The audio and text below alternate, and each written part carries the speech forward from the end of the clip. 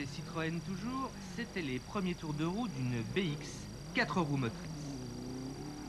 Carrosserie en fibre et résine, ce prototype est équipé d'un moteur avant 4 cylindres. Carter sec, injection mécanique, 4 soupapes par cylindre, 2,5 litres, puissance 325 chevaux à 8500 tours.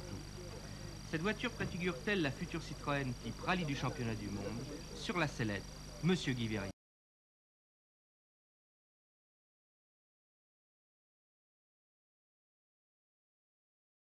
On saura un petit peu plus dans un mois. Et qu'est-ce qu'elle fera, cette voiture? Les championnats de France. Et on ne connaît pas le pilote? Non, c'est ça qu'on découvrira. Quelques caractéristiques de la BX? Oui, 2 mots sur la voiture. Il s'agit d'une 4x4 à moteur turbo-compressé, développant 380 chevaux, avec des atouts, parmi lesquels une direction assistée et une suspension hydropneumatique. Et on gagne quand le championnat du monde? Eh bien écoute, on va d'abord commencer à courir au Monte-Carlo. Cette fois, au revoir.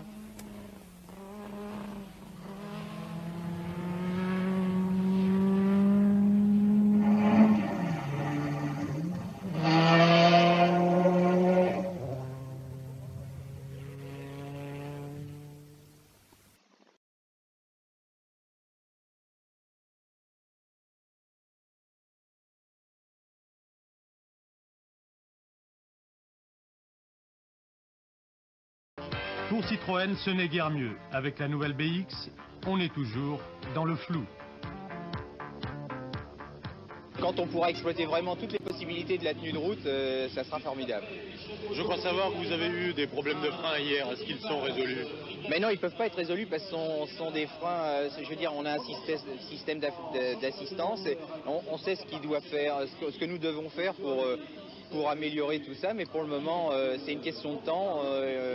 Tout a été trop précipité et c'est ce qui nous empêche justement de faire des performances. Et pour le moment, on est parti sans illusion dans ce rallye à ce niveau-là, quoi. Mais nous le savons très bien. Enfin, le principal, c'est qu'on va pouvoir progresser.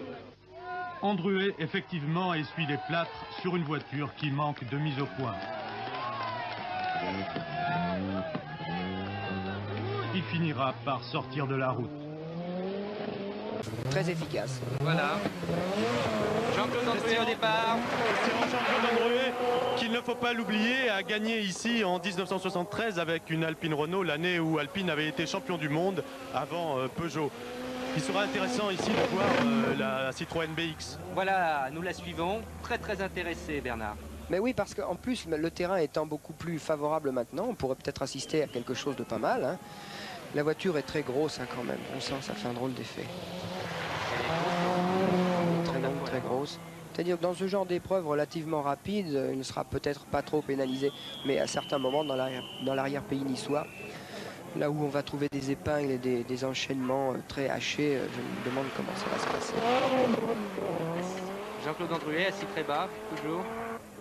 On le voit. Moins on voit la route, moins on voit le danger, hein, c'est bien connu.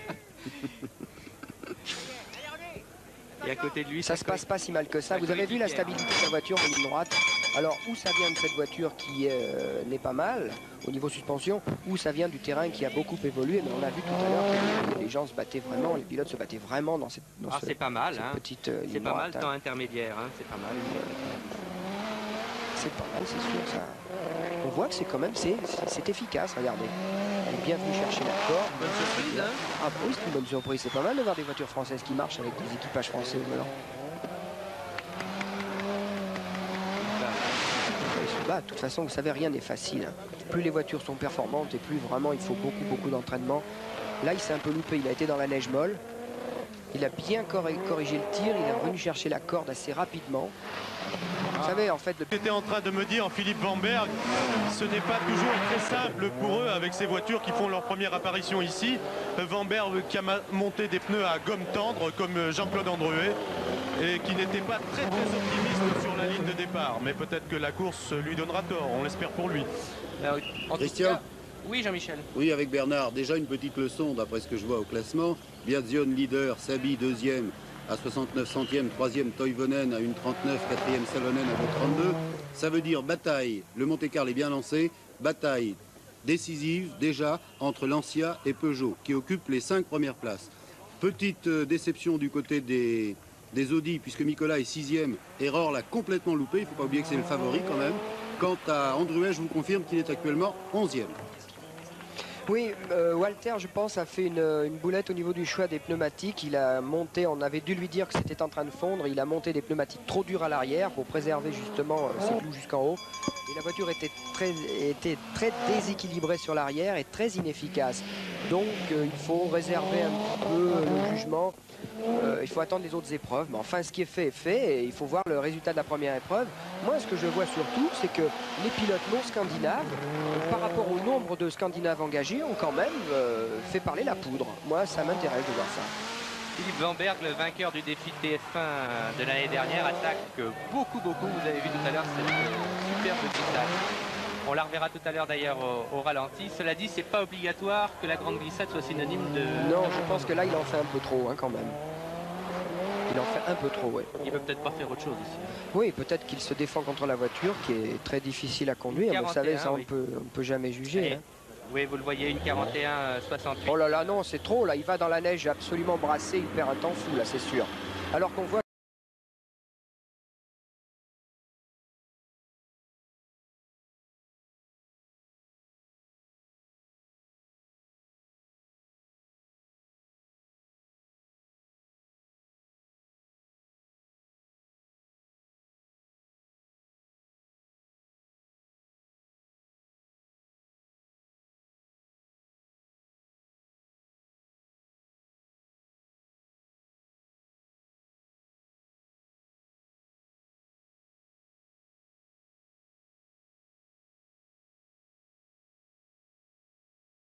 Jean-Claude Androuet fought bravely in the heavy Citroën, lacking both experience of the event and practice.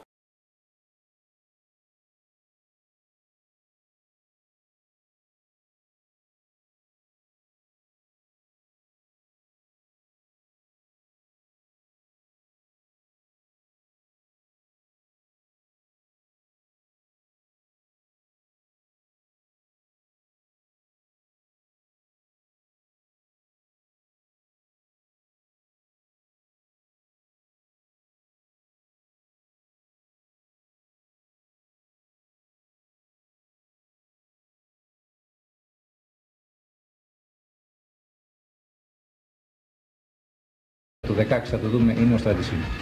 Κώστα, τι ειδική προετοιμασία είχατε κάνει, τι δοκιμές είχατε κάνει για το φετινό αγώνα?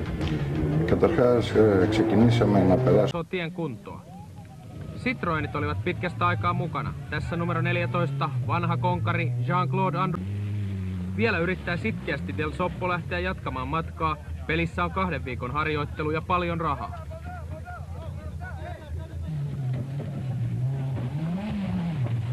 Numero 17, toinen tehtaan Citroen, Philippe Vanberg 6. Kolmas Citroen oli tehtaan auto, mutta yksityisen ajama Maurice Chomat. Hänen matkansa päättyy kuitenkin tämän erikoiskokeen maaliin. Syykin on jokaiselle selvä.